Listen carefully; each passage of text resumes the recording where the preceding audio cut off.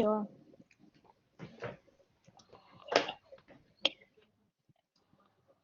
So welcome everyone. This is Learning Design Special Interest Group webinar on Entangled Pedagogy and Learning Design. This is slightly out of our schedule. We usually have the webinar on third Friday of the month at noontime, but we had to change it because of the geographical distance between us and our speaker today. So welcome team phone. We will start with acknowledgement of the country. On behalf of Learning Design Special Interest Group, ASCII, I acknowledge the traditional owners of the land on which we are meeting. I pay my respect to elders past, present, and emerging, and extend the respect to all Aboriginal and Torres Strait Islander people.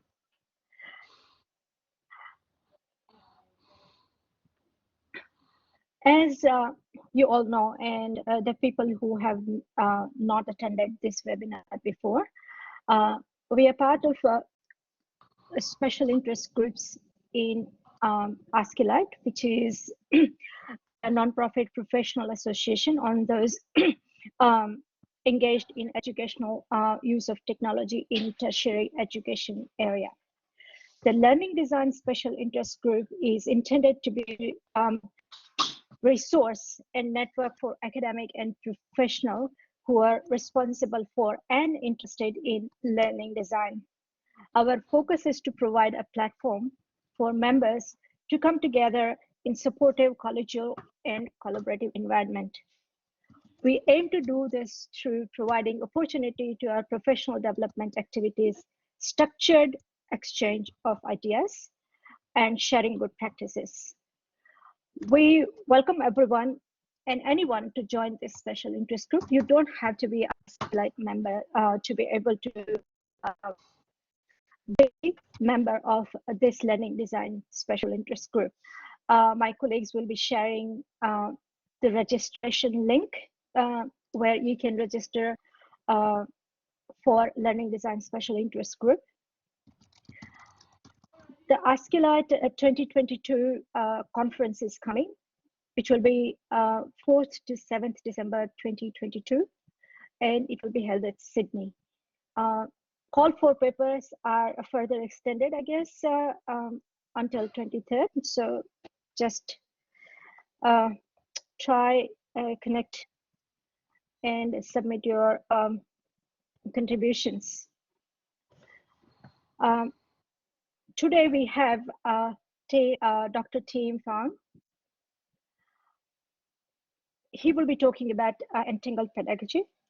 Dr. Tim Pham is a senior lecturer in clinical education, University of Edinburgh, and deputy program director of online MSc Clinical Education. He's also director of International Summer School in Clinical Education. He also runs a course in post-digital society for the university's Future Institute. His main academic interests are in teaching, learning, and assessment.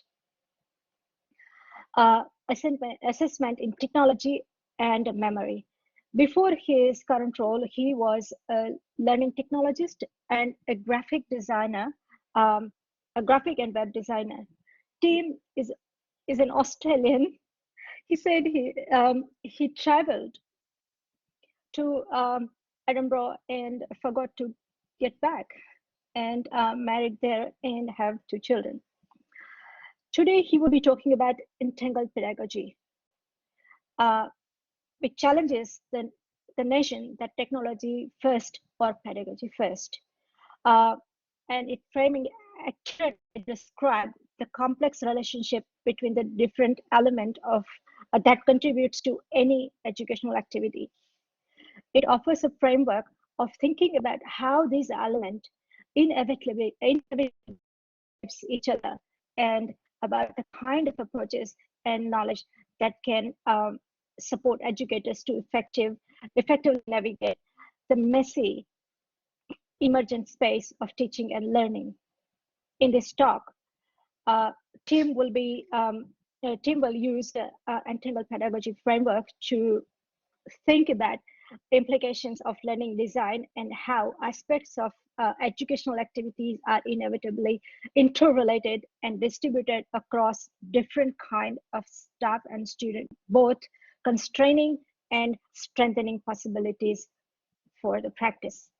The presentation will also briefly consider some of the implications of faculty development, technological adoption, and different modalities of teaching. I hand over to you, Tim. Thank you very, can you hear me okay? Thank you very much, Yes. Kashmira, and thanks Leanne and Keith and everybody for having me. It's a real honor to be here. It's always funny when people leave during the introduction. I'm hoping the technical problems are not just being being put off already by the talk. I should have listened as well to that introduction to my talk while I was preparing my slides. I hope I've done something that's that's quite similar to that. I think I have. My brain hasn't entirely switched on because it's early over here and I've just come back from camping, but I'm sure it will warm up as we go. So what I should have done is I should have started by sharing my slides. While I'm sorting out my slides, I'm going to steal Maha Bailey's idea and ask you to just pop a couple of words in the chat about how you're feeling, a couple of emotions, just to recognize that it's a really challenging period of time right now. Oh, someone's already loading. Thank you. Yeah, so a couple of words just to describe how you're feeling. I think I'm going to say sleepy, and I need something that's just a bit short of overwhelmed. Very, very pleased to be able to be in this position to talk to you all. And it's lovely to recognize some familiar faces in the chat. So thank you for coming. Leanne, that's good. I hope you leave inspired. The introduction by Kashmira did a good job of talking about who I am, so I probably don't need to do that. Meg, exhausted. Yes, I think a lot of people feel that. Amy, that's you cold? That blue face, is that? Yeah. Tired and happy. That's all right. You'll take that. So let me start by giving some acknowledgements. So I started thinking about this topic of entanglement a few years ago, and I'm certainly not the first person to talk about entanglement, and I owe a big debt to people like Tara Fenwick and Karen Barad in socio-material circles and practice theory, and people who came up with distributed cognition, actor network theory, complexity theory, lots of different frameworks and methodologies and theories about the complexity of life, especially as it applies to education. And entanglement suggests that you're never really in isolation. You're always caught up. Everything is always caught up in the things around it. And this is something I've been thinking about in relation to education and how cause and effect is never simple. And I think it was in another talk I did, I decided to do this first diagram. You can't see it, but if you, I'll be sharing these slides after the talk, and you can go and look at that open educational resource, and it will show you all these different diagrams and the story behind it and how it evolved. But basically, I put that diagram, the first diagram, in a talk, which was talking about how you can't really put pedagogy first and you can't really put technology first. It's this kind of entanglement of different things that's always there. Nothing really comes first. It's a bit like a chicken and egg situation where it doesn't really matter what comes first because it just very quickly becomes entangled. There's always technology when you arrive. There's always pedagogical elements when you arrive on any educational scene. And then in conversation out on Twitter, people suggested changes to the diagram, and I made those and I put them up on Twitter, and then people suggested more changes and I made those. And so we have 4 diagrams there that are in that open educational resource.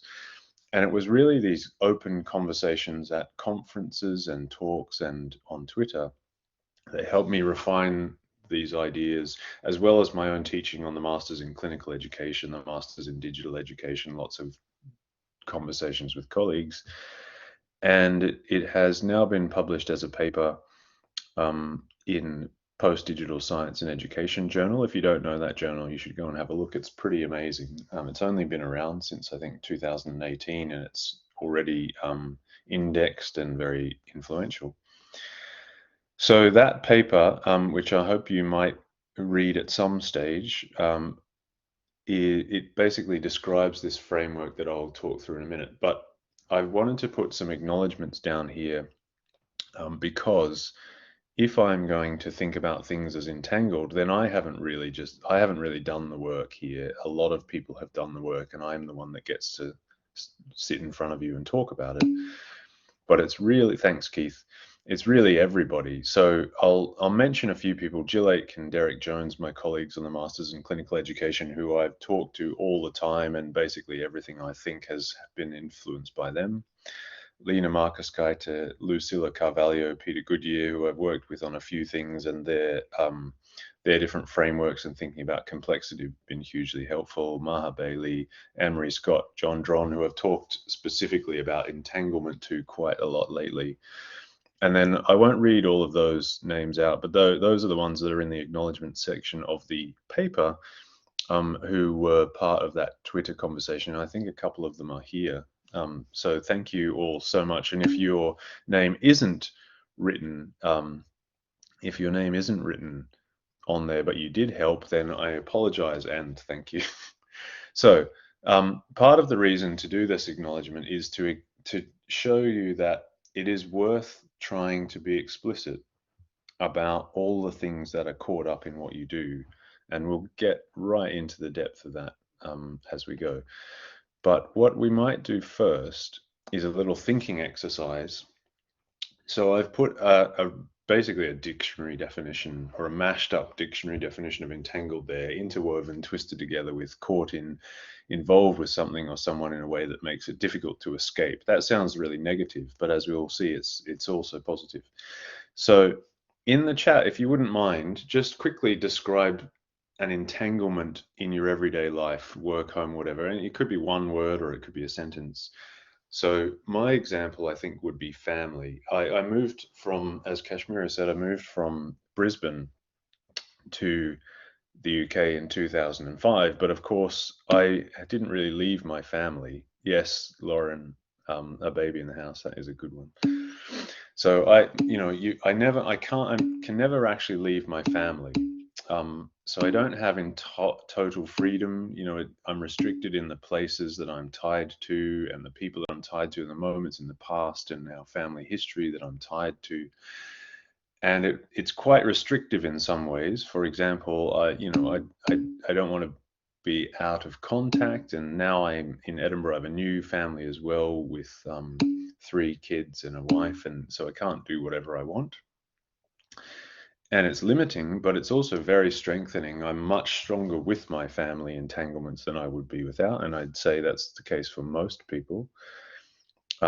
Your family network, it gives you a lot of resources and a lot of resilience and a lot of strength. So entanglements are both limiting and strengthening. So central teaching and learning unit is definitely going to be entangled with different structures in the institution and schools and program teams and that sort of thing. Brendan's wires on the desk are entangled. Yeah, they're amazing at being entangled wires, aren't they? Yeah, Colin's research is about his job. Mine too, I guess. And it's, they always constantly feed into each other, and it's restrictive and it's also very strengthening. I find, Colin, that researching about my teaching and talking about my teaching and doing my teaching and talking about the research with the students and then researching what they do, it forms this circle which is kind of limited in that it's a bit insular, but it's also very powerful because you find out a lot about what's going on in your setting. For some reason, Stu, I read that as relationship between my uncle's learning designers, but it's my uni. That makes much more sense. My university's learning designers and IT group. Yes, implications of entanglement on teaching and learning practice. That is tough, Antonio. Thanks for coming. Antonio's in Ireland, so you must have got up early as well. Yes, and we'll see. We'll go into some of the things that are difficult about understanding the implications of entanglement. It's not pretty, really. It's not smooth. It's not simple, and that can be a bit challenging and daunting. So now that we've thought about that, let me go through this messy diagram just to explain the principles of entanglement fairly quickly. And I'm happy to continue this conversation after the session, for weeks after, if necessary, via Twitter, for example, or I'm happy to put my email address in so that if anything's unclear, you can chase me up and find out a bit more, or hopefully the paper explains it reasonably well. So what we have is 4 columns.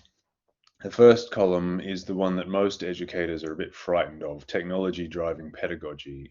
So someone comes in with some sort of platform and says this is going to fix education, or it's going to produce particular outcomes, or it will do something. And I'm saying that's a form of technological determinism where technology drives change. And it can either convey essentialism, where technology is imbued with particular values or principles, or it can be instrumentalism, where technology is viewed as a neutral set of tools, but there are actually hidden values in there of like efficiency or effectiveness or something. So the neutrality of technology is actually carrying with it hidden principles of technology making something more efficient or enhanced or whatever. And in this scenario, the teacher doesn't have much agency, and what predicts the outcomes is really the choice of the tools and the functionality. And so the skill involves just choosing and correctly using particular tools, platforms.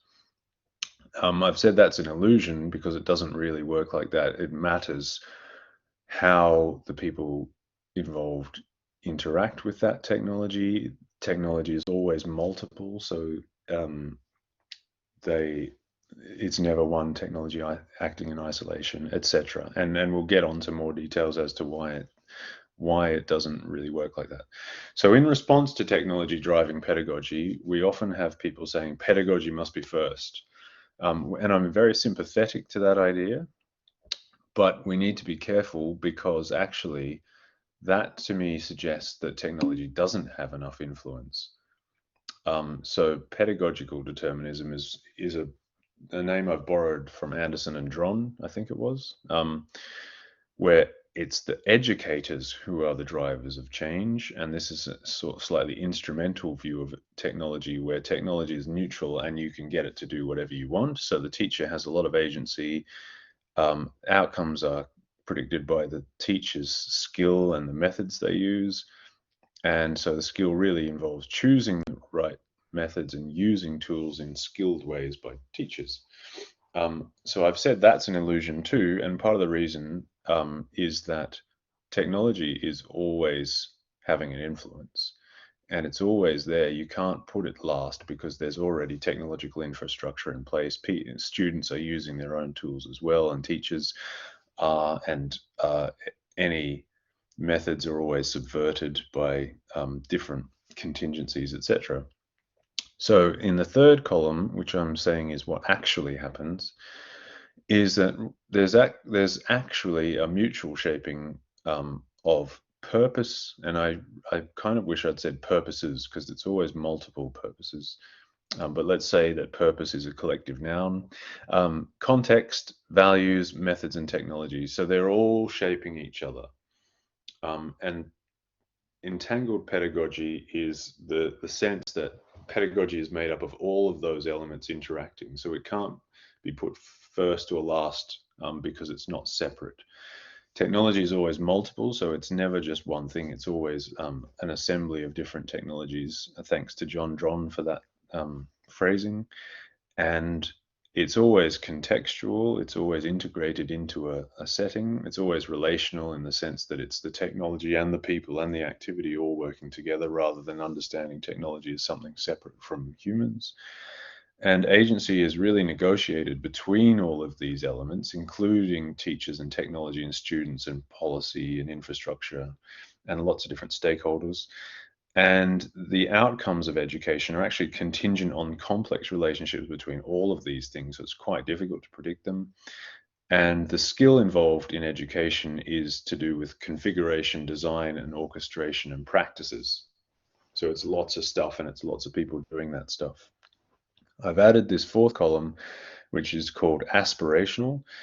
So this is my particular view of how you might want to work with the actuality of education in order to promote certain outcomes. And I have to admit that my values are probably infused or will be necessarily infused in this view. So other views are probably available, but this is where I got to in my reasoning. So if we move down to the bit where it says teachers and students collaborate on design and practice, if agency is negotiated between everyone, then it isn't just teachers doing education, it's teachers and students and other stakeholders. So the collaboration between students and teachers is really key, preferably in design as well.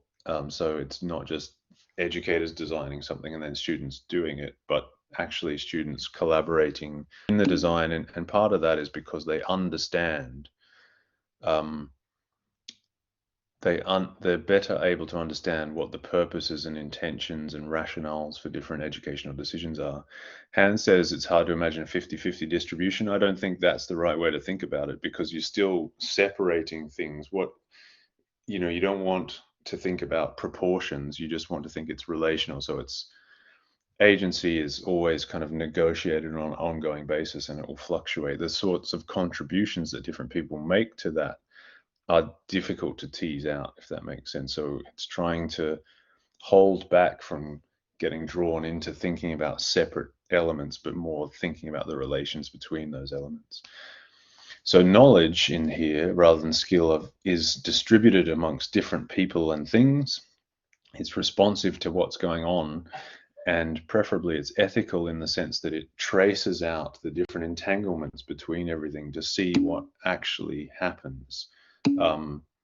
Yeah, so Penny says wave and particle. If you haven't read Karen Barad, Penny, then I definitely recommend that. She uses particle physics to try and explain these kinds of relations. So hopefully that made sense, and we can get into, well, what do we do then? Which is difficult. So design, where to start? We often think about where we want to start design, to backwards design, for example. It makes sense, right? You start with what you want to, where you want to end, and then you go back. But as I will say in a second, that's not a bad way to think, but it isn't really what happens.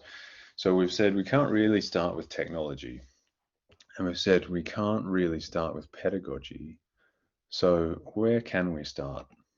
Well, pedagogy can't be first, because pedagogy and technology can't be separated. So technology is part of pedagogy, and that's why you can't really start with pedagogy. You can start with methods, but are methods the same as pedagogy?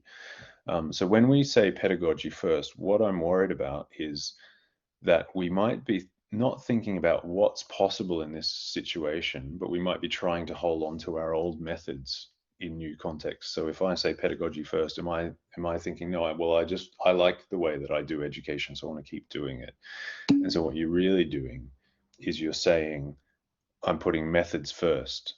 So yes, Jackie, possibilities first, except that's quite hard to do, isn't it? Like, what are all the possibilities? You kind of have to start somewhere in order to get to this holistic view of everything interacting.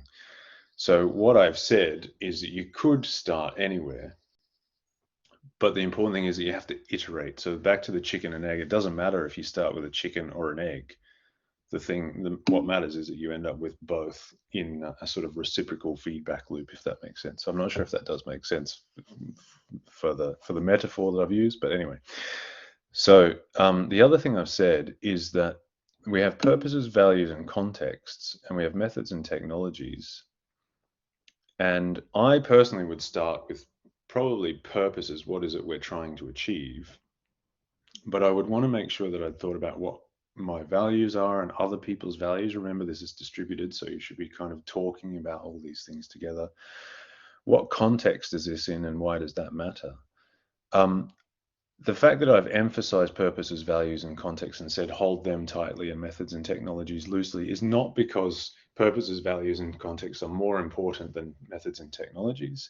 It's because methods and technologies are very easy to prioritize. As they're more sort of tangible, if you like. It's quite easy for them to become overemphasized. So emphasizing purposes, values, and context is not a hierarchy, but a means to try and hold equilibrium, if that makes sense. Because I think purposes, values, and context can get lost a little bit.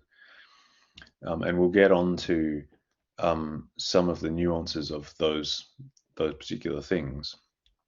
But I guess what I want to say is, if you could start anywhere, but what you need to be able to do is to change the different methods as you go. So for example, you could start with a technology. I wouldn't, but you could. But you'd need to be able to then change technologies as you iterate, because you, for example, if you started with Zoom, you said, okay, I'm going to use Zoom. Now let's think about what I want to achieve, which I think does actually happen. Then once you get round to purposes and values and you think this is what I care about and this is what I'm trying to do, then you would want to be able to change the technology.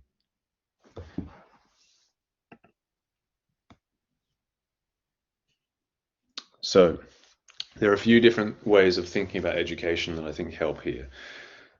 One is that, to me, all education is asynchronous. We think about these live events, like classes, classroom-based stuff, Zoom-based stuff, synchronous video conferencing, synchronous activities. But actually, if you think about education from day one to the end of a program, most of it is asynchronous. Most of it is done where people are not co-located at the same time. And I think it's really important to remember that the whole thing is like this journey, and it's actually just punctuated by these synchronous events, rather than the synchronous events being the focus of the journey. I think we get caught up in the bits where the teacher is present, but actually there's loads of stuff that's going on when the teacher isn't present. But also we want to think about how this whole thing is joined together, rather than saying, well, in this session I'm going to achieve these outcomes. You want to think about the whole program and think, how does this session contribute to this bigger whole? There is also an ethical question of the extent to which educators, and by educators I kind of mean teachers and learning technologists and all the range of different types of university staff or school staff who are contributing, librarians and IT staff, and probably even policymakers, etc. The ethics of getting involved outside of designed events is interesting. I think personally that you don't want to interfere with what students are doing outside of what you've designed, but you might want to talk to them about how they can think about those times and opportunities, and think about how you can support them to develop practices of learning that work for them.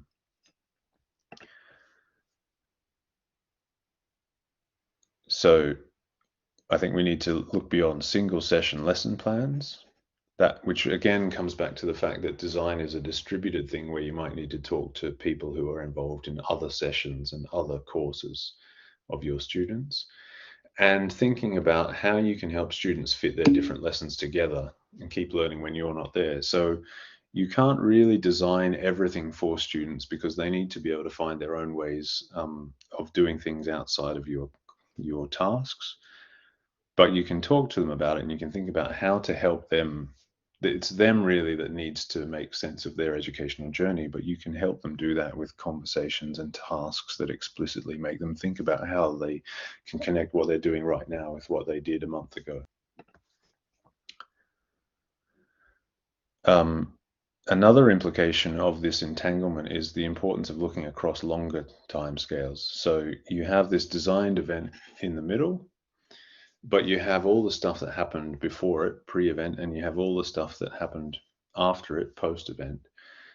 So it's really just thinking, okay, this thing that I'm designing is not something that's isolated. It had things that happened before and it had things that happened after.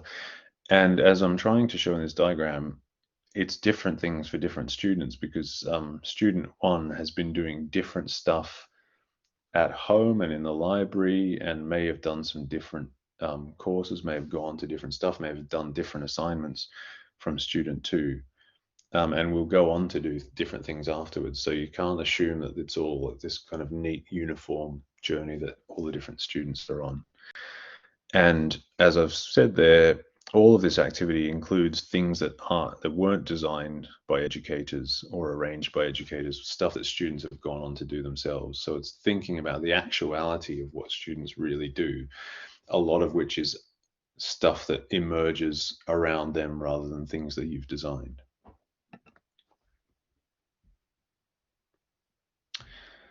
So just to give some examples of this, I kind of wrote this I made this diagram in about 5 minutes, so I should have put more thought into it in hindsight. But I made it a couple of years ago when I was worried that people were really focusing on during lockdown on classes in Zoom or video conferencing, and kind of forgetting how much work goes on below the surface. And I don't really mean the people doing those classes, because a lot of them did know how much work they were doing. But it's the importance of recognizing all of these things that aren't the most visible aspects of teaching and learning, such as preparing materials, designing tasks, evaluating, redeveloping, ongoing conversations and following up with students, longitudinal community building, teaching related professional development, and advocating for resources and changes to infrastructure and policy. And part of the reason that this is relevant to design is if you start the design process up at the designing tasks bit and preparing materials, then you're quite limited. Design to me it's not divorced from the advocacy for different infrastructures and resources that will allow you to set particular arrangements and tasks in particular ways that suit what you're trying to achieve. It's difficult to design social activities without already having built a community. So I think design involves actually trying to make sure that there is a conducive community in place so that your group task will work. For example, relationship building with students, and this is again why it's distributed, because an instructional designer probably doesn't have much control over the ongoing conversations that teachers are having with students, but they can talk to the teachers, and you can be working together to think about the importance of actually having this culture and community in place to allow for more versatile and more powerful social designs, for example. And of course, the people that are saying, well, is that just relevant to online? No, actually, it's all teaching. So it counts for face-to-face or hybrid or any modality. So I'm talking about temporal entanglement. I'm thinking about looking beyond individual design tasks and arrangements. Sorry about the formatting. This is shifted a little bit from my laptop. Design starts much earlier than the designed event. So thinking about advocacy and relationship building, reflecting on your values and talking about values with other stakeholders. And design is entangled with evaluation and procurement of technologies and ethics. So nobody is free from ethics. Everybody has to think about ethics, and preferably they should think about ethics together in conversation, because lots of different educational stakeholders, teachers, learning technologists, policymakers, librarians, IT staff, administrators, etc. They have different perspectives which can contribute to a holistic view of ethics, policymaking, etc. And it's worth just thinking for a second about a post-digital view of education. So for example, online learning isn't really online in the sense that the learning that happens isn't online, it's out in the world just like it always was. So you might have some online communication, you might have digital stuff going on, but the learning itself it doesn't change locations because you're on an online learning program. And at the same time, if you're on campus, there's always digital stuff going on, whether it happens before a scheduled event or after or during. The fact that it could potentially happen shapes what's possible. So, for example, if you're listening in class to a lecture and you know that you can go and look stuff up later, it changes the way you engage. So digital is never absent, even if it's not actually going on at the time. And in digital education, social and material stuff is never absent. You're still in a material room with material configurations and bodily emotions and states. You can still go off and do stuff out in the non-digital world after. So I think sometimes we get caught up in the modality. Is it online? Is it face-to-face? Is it hybrid? Where actually we want to think about things more holistically. What are the opportunities? What is available? What could people do? And that includes doing things that are physical in a digital education sphere, and it includes doing things that are digital in a non-digital education sphere. So I think this is my staircase. Yeah, so basically what I would do from any sort of class, whether it's on campus or online, is build a staircase from the course out into the world. So make use of the social, the material, the digital beyond your classroom by thinking about what you're doing in the class can be built on before and afterwards. Can students do stuff to prepare? Can they do stuff to follow up afterwards? And how can that connect them to the wider social, material, and digital world?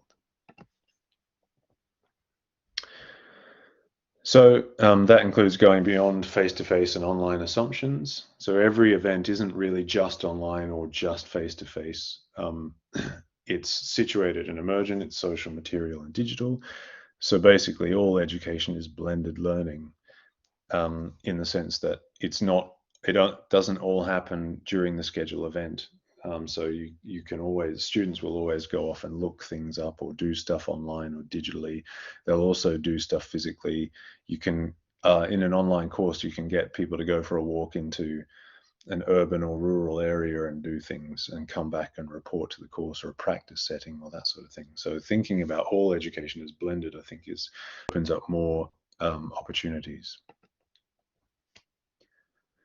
Education is emergent, so outcomes are never really just the pre-specified ones. They always need to partly be negotiated during a course, and they are contributed to in lots of ways, not just the single scheduled sessions.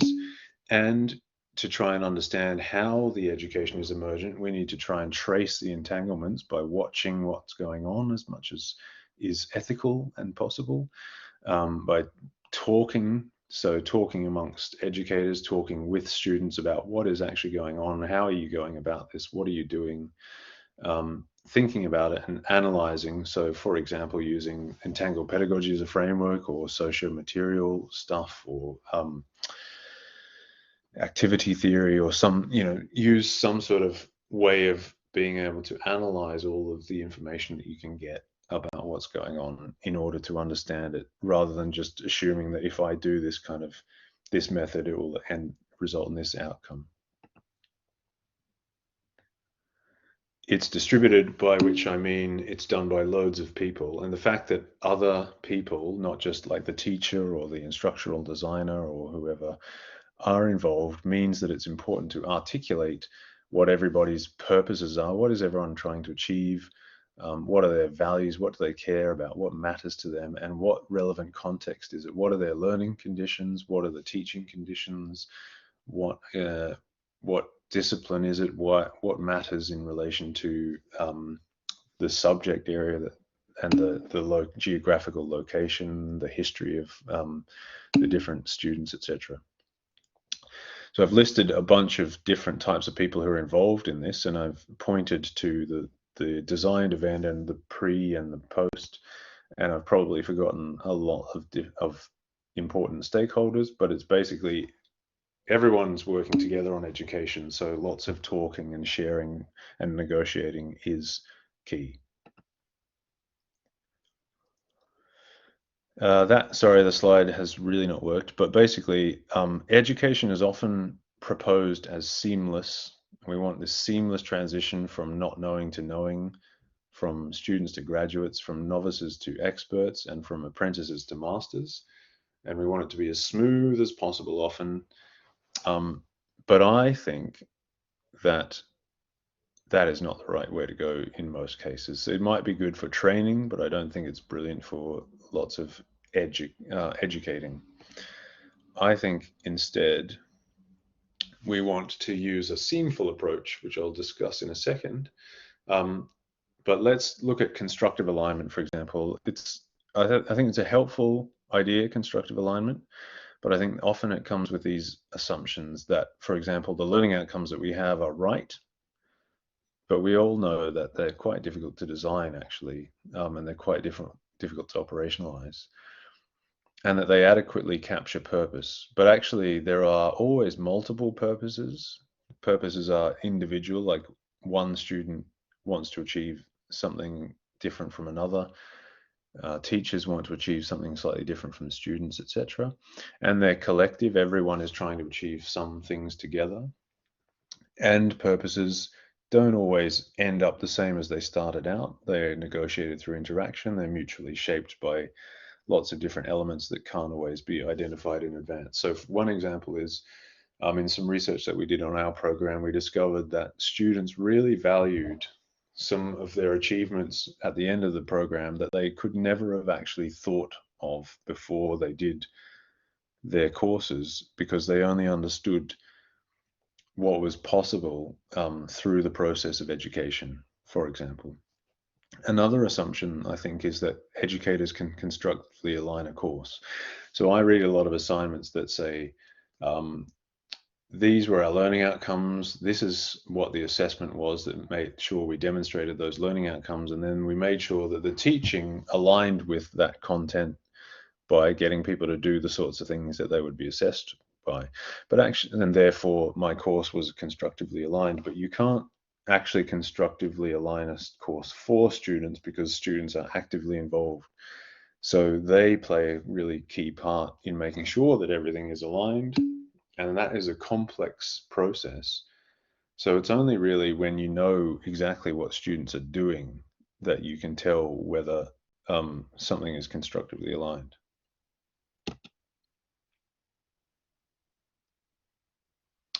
Seamful approach is basically where educators and students work together to articulate the mechanisms of education to say, this is the rationale for the approach we're taking. This is what we think it's going to achieve, discussing how it all works. So basically looking under the hood of your education of your course with students so that they understand what you're trying, what the design is trying to achieve. They can help you do that. They can reinterpret the design in the way that suits them. They can learn something about the process of education. Teachers can learn stuff about the student's perspective and just bring it all out into the open, sort of honest and sorry, that okay, that slide would have said openness and honesty, and the honesty is supposed to be in white, so it looked a bit messy. It looks even messier than I intended it to. So that should be honesty, Jackie. And it perfectly illustrates the principle that actually all design is imperfect and all execution is imperfect. And I've said thanks to Lena Markskaite and Lucilla Carvalho, because we're working on very, very slowly on a paper about the importance of acknowledging imperfection in design and thinking about how design is never perfect because it's never complete. We can never feel all of it in students and teachers and things. Thanks for whoever highlighted. Didn't work, but it further illustrates the point. And just that actually we wouldn't want perfect design because it wouldn't allow any space for students to be creative and reinterpret things, or criticality about what it is we're trying to do. It wouldn't give us enough agency. So I think the next bit is just something that you can do. You can follow up, and I'll look in at various points over the next couple of weeks to see if you have done it.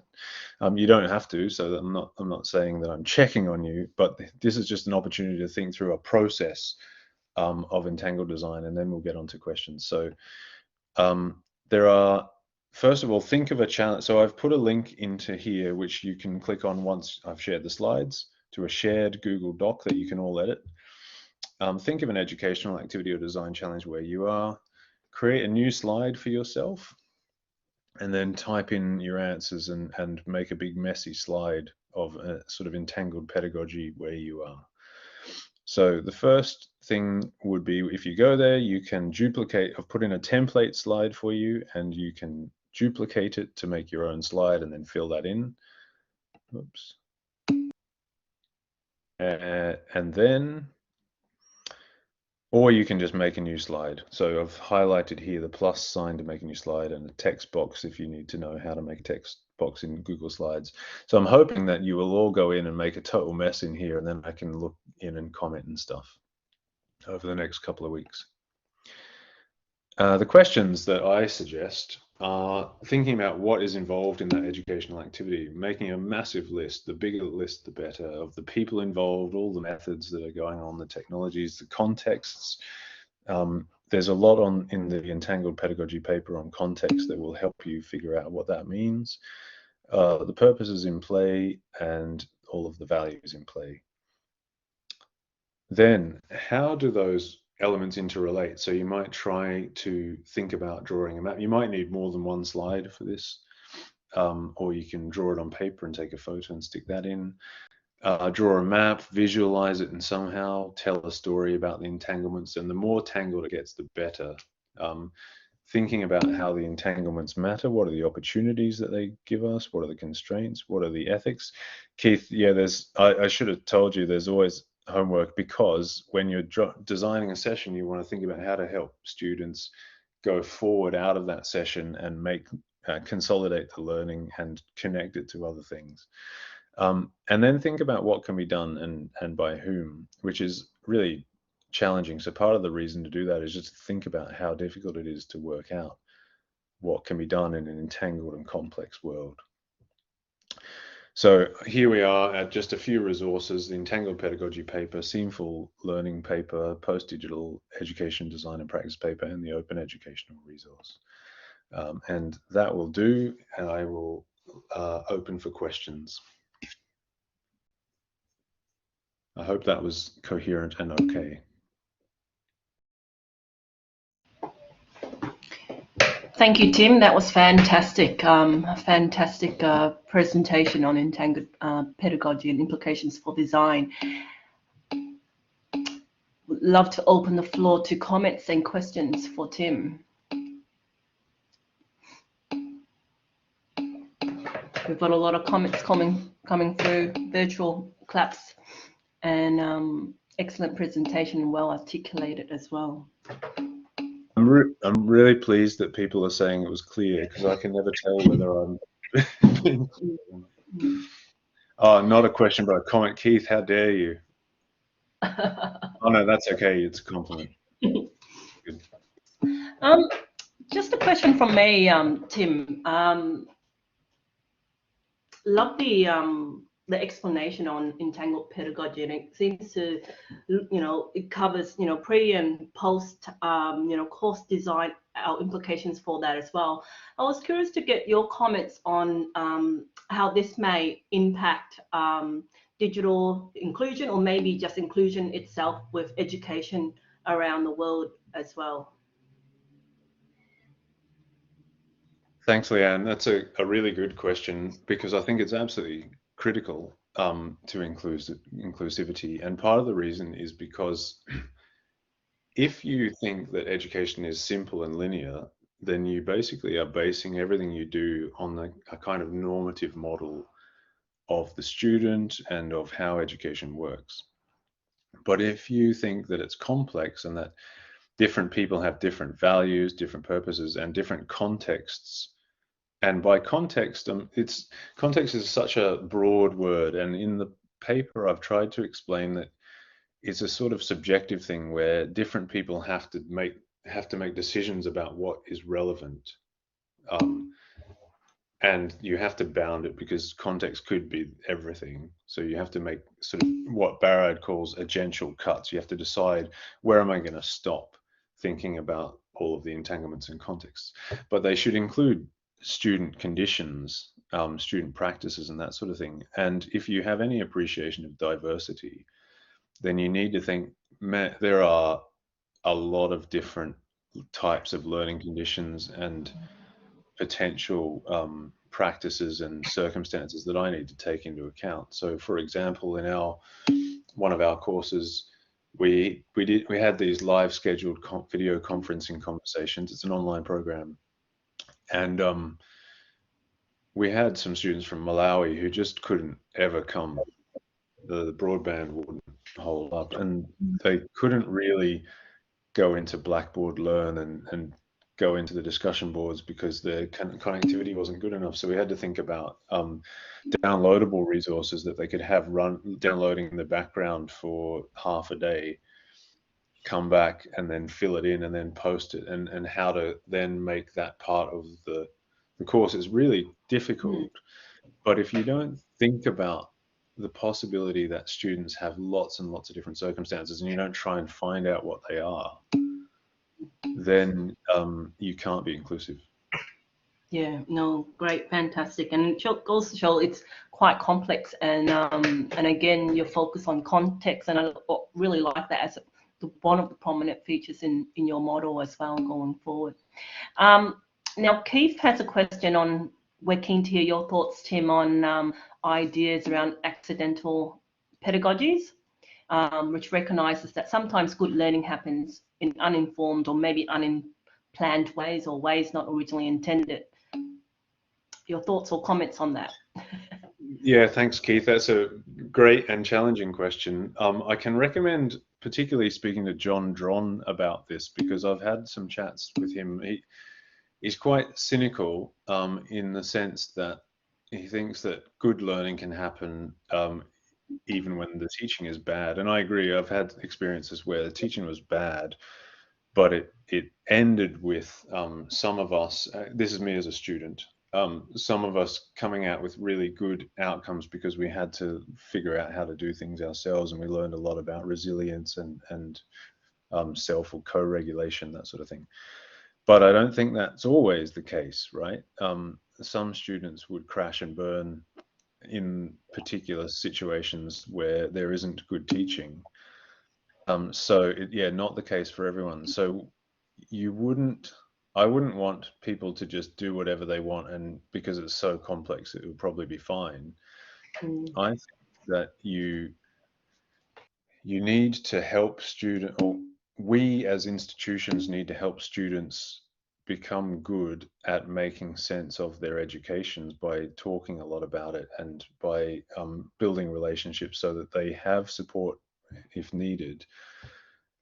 Because the reason that accidental pedagogy can work, the reason that like not very good designs and teaching can result in good education is because the students do a good job of making sense of it. And to do a good job of making sense of it, some students are going to need quite a lot of help, if that makes sense. So it's like the teaching that you're seeing in the task design or the scheduled session might not be right, but there might be this whole support network and infrastructure that has been right that compensates, if that makes sense. So if you look across the bigger picture, hopefully you'll see that there is stuff there that is making it all work, but it's just not the most visible stuff. And that's where I'm at with my thinking, but there's a lot more thinking to be done here. Does that sound okay, Keith?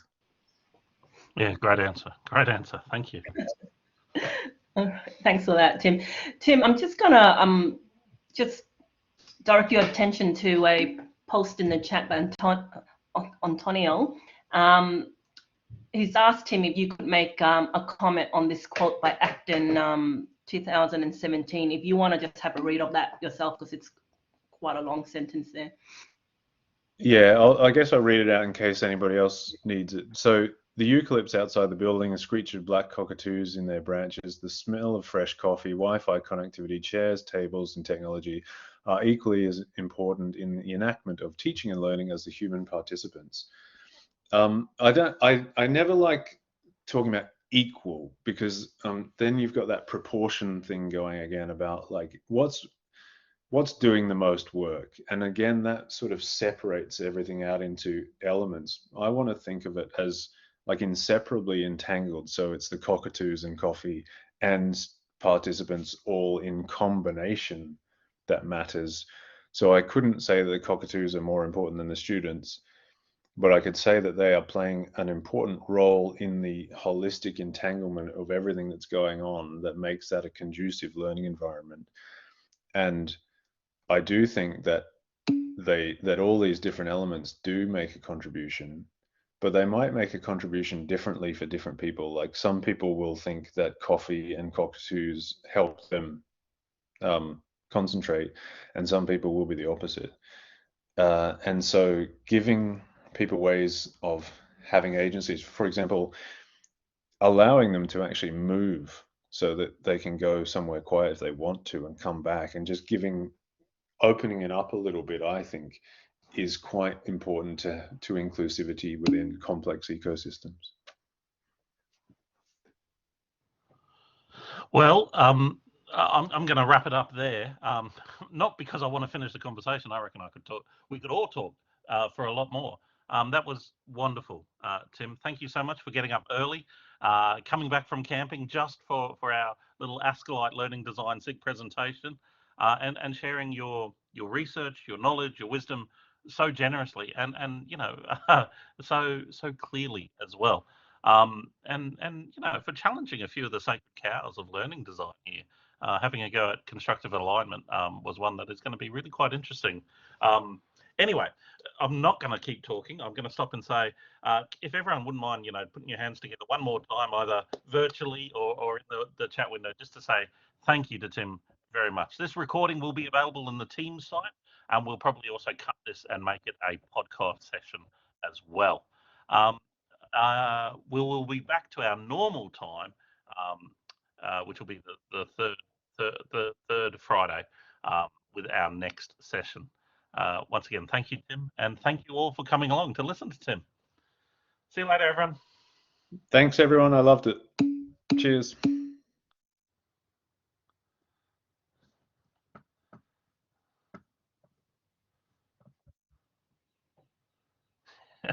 That was really good. Thank you so